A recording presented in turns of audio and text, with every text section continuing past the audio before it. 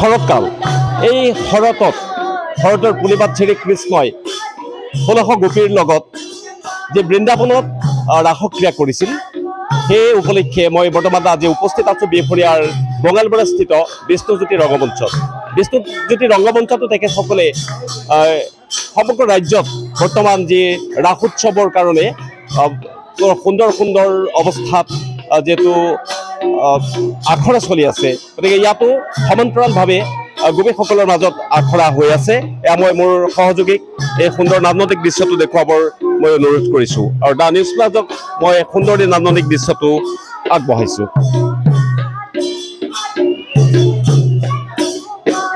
এয়া বঙালমৰাৰ বিষ্ণুজ্যোতি ৰংগমঞ্চত যিহেতু আগন্তুক 5 আৰু 6 তাৰিখে 5 আৰু 6 নৱেম্বৰ 2025 দুদিনীয়া কাৰ্যসূচীৰে তেখেতসকলে শ্ৰীকৃষ্ণৰ যি ৰাস উৎসৱ ইয়াতে উদযাপন কৰিবৰ ব্যৱস্থা কৰিছে।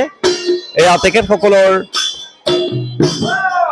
গোপীসকলক যিহেতু ইয়াতে যি আখৰা কৰি আছে, এই সুন্দৰ মানে দ্বিতীয় বৃন্দাবনলৈ যিহেতু পৰ্যবেক্ষিত হোৱা পৰিলক্ষিত হৈছে, সেই সময় মোৰ সহযোগীক এই সুন্দৰ দৃশ্যটো মই দেখুৱাবৰ চেষ্টা কৰিছোঁ ডি নিউজ প্লাজৰ সমূহ দৰ্শকৰ বাবে।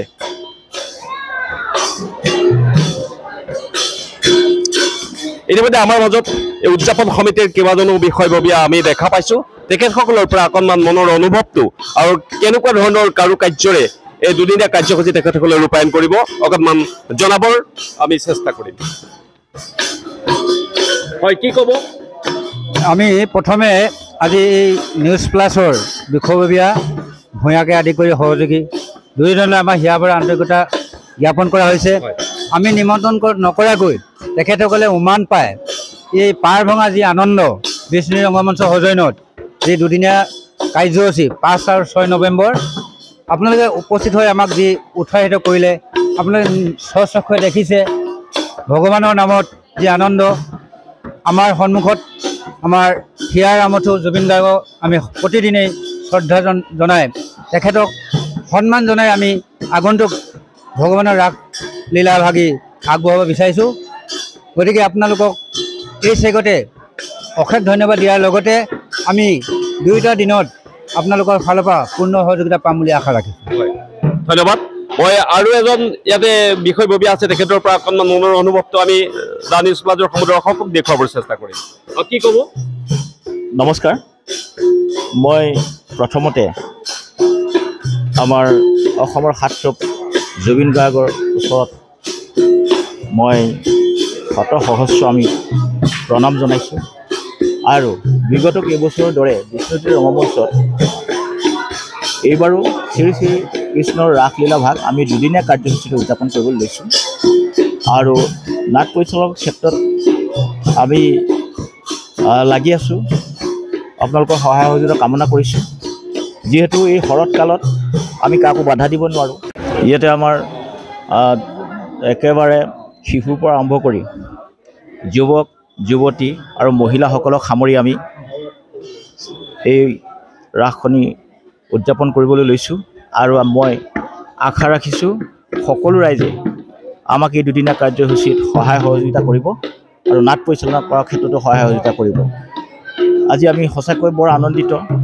আমাৰ এই অনুষ্ঠানটিয়ে আজি সোণালী জয়ন্তী বৰ্ষ অতিক্ৰম কৰিছে এই ৰাস পতাৰ ক্ষেত্ৰত। গতিকে আমি আজি ইমান দুখত থাকিও সমগ্ৰ অসমৰ লগতে আমি দুখ প্ৰকাশ কৰি আছোঁ যদিও তথাপিতো আমি এই ভগৱন্তৰ ক্ৰিয়াভাগ আমি কৰিব নকৰাকৈ থাকিব নোৱাৰিলোঁ। গতিকে কৰিছোঁ। হয়, আমাক জীয়াই থাকিবৰ কাৰণে এই সাহসকণ লাগিব। আমি সেইকাৰণে ভগৱানৰ ওচৰত ভগৱানৰ ক্ৰিয়াখিনি আমি কৰিবলৈ আগবাঢ়িছোঁ। গতিকে আমি সকলো সহায় সহযোগিতা কামনা কৰিছোঁ। ধন্যবাদ। আৰু এই ৰাস উদযাপন সমিতিৰ আৰু এজন বিষয়ববীয়াক আমি লগ পাইছোঁ, তেখেতৰ পৰা অকণমান চমুকৈ আমি জানিবৰ চেষ্টা কৰিম। ধন্যবাদ। নিউজ প্লাছক মই প্ৰথমতে ধন্যবাদ জনাইছোঁ। আমাৰ ইয়াত আহি যে তেওঁলোকে এইখিনি আমাক আগবঢ়াইছে, তেওঁলোকক আমি ধন্যবাদ জনাইছোঁ। আমাৰ এই মঞ্চটো প্ৰথমতে 1980ত স্থাপিত হৈছিল।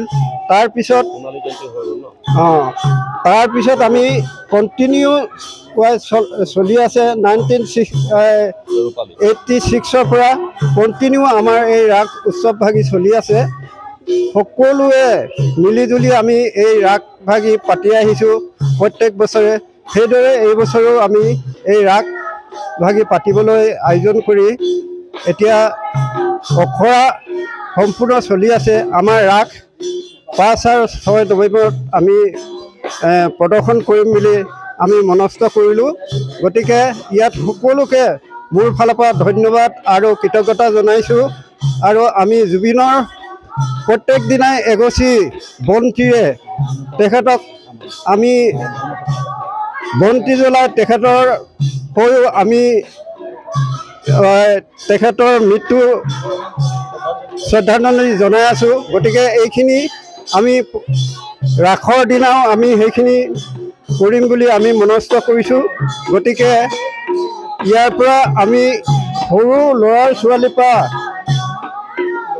গাভৰু আৰু বোৱাৰী সকলোৱে আমাক যোগদান কৰে প্ৰত্যেক বছৰে এইবাৰো তেনেধৰণে আমাক ইয়াত যোগদান কৰিছে তাৰ কাৰণে আমি ধন্য আৰু শেষত মই এই নিউজ প্লাছক ধন্যবাদ জনাই মোৰ ক'বলগীয়া ইমানতে সামৰণি মাৰিছোঁ ধন্যবাদ থাকিল দাদা ইতিমধ্যে যিহেতু 19 ছেপ্টেম্বৰত যি এটা অনাকাংক্ষিত অসমৰ কাৰণে এটা অনাকাংক্ষিত দিন যিটো দিনত হাৰ্টথ্ৰব জুবিন গাৰ্গ ইতিমধ্যে আমাৰ মাজৰ পৰা নোহোৱা হৈ গ'ল তথাপিতো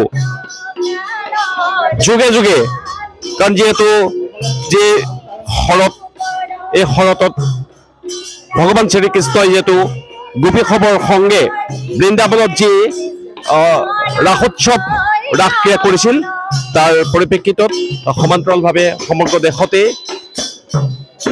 ৰাস উৎসৱভাগী উদযাপন কৰাৰ যি পৰিকল্পনা চলি আছে সেয়েহে আমি উপস্থিত থাকিলোঁ আজি বঙালমৰাৰ বিষ্ণুজ্যোতি ৰগমঞ্চত ইয়াতে বায়ন আছে বায়নৰ পৰা খুব চমুকে তেখেতৰ অকণমান আমি অনুভৱটো জানিবৰ চেষ্টা কৰিম কি ক'ব মইনো কি ক'ম মোক এই বঙালমৰা ৰগমঞ্চলৈ মাতি আনি মোক শিকাইছে মোৰ যিটো প্ৰতিভা মই ইয়াত দেখুৱাইছোঁ ৰাইজে লৈছে আইসকল ল'ৰা ছোৱালীসকল গোচলীলা এইখিনি চব কৰি আছোঁ আজি 30 বছৰ 35 বছৰ হৈ গ'ল গতিকে এইটোকে মই খুব ভাল পাওঁ এইখন ৰাইজক আৰু এটা কথা মই ইমান শিল্পী কৰি আছোঁ কিন্তু মোক শিল্পী পেঞ্চনটো মোক চৰকাৰে দিব পৰা নাই গতিকে সেইটোনো মোৰ কি নলো মই একো নাজানো গতিকে মই আপোনালোকে যে ইয়াত এই দেখুৱালে মই ধন্যবাদ আপোনাৰ নামটো কি আছিলে ধৰ্মেশ্বৰ বৰা